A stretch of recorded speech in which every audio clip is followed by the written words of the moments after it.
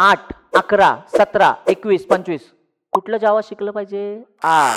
कारण काही कंपन्या 70% जास्त कंपन्या आज पण जावा 8 वरच काम करतात. बाकीच्या कंपन्या काही 11, आता 95% कंपन्या 8 आणि 11 वापरतात. 95%. मग आता तुम्ही इमॅजिन करा, हे दोन महत्वाचे आहेत. पण 17, 21 आणि 25 जास्त चेंजेस नाही ना, मग आपण फक्त त्यांचे फीचर्स बघायला पाहिजेत. ह्याच्यामध्ये नवीन काय आले एवढंच बघायचंय. बाकीचं तर कन्सेप्ट आपण शिकणार आहोत, जावा 8च्या शिकणार आहोत सगळ्या. आणि हे अजून पण LTS म्हणजेच लॉंग टर्म सपोर्ट आहे. LTS लॉंग टर्म सपोर्ट, याच्यामध्ये गोष्टी येत जाणार.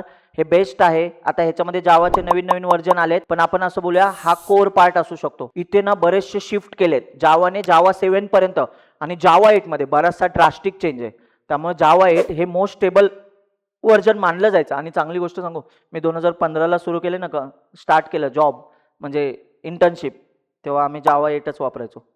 माझे सगळे मित्र जावा 8 मध्येच काम करायचे. नंतर आले जावा 9, 10, 11, 12 असं.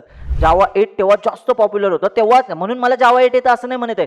तुम्ही घरी गेल्यानंतर सर्च करा की मी काय शिकलं पाहिजे, 11 शिकलं पाहिजे की काय, तुम्हाला कळेल. 78% किंवा आपण असं 80% अप्रॉक्स, याच्यामध्ये 20% पार्ट फक्त जावा 11ने नवीन आणलाय. 80% पार्ट तोच आहे. पण तुम्हाला माहिती आहे का, हा 20% पण आपल्या सगळ्यांना शिकायला लागत नाही. त्यातला 3% पार्ट जरी नवीन शिकलो ना आपण, तर हा 80% आणि हा 3% ह्याचा मिळून तुम्ही प्रोजेक्ट कंपनीमध्ये बनवू शकता.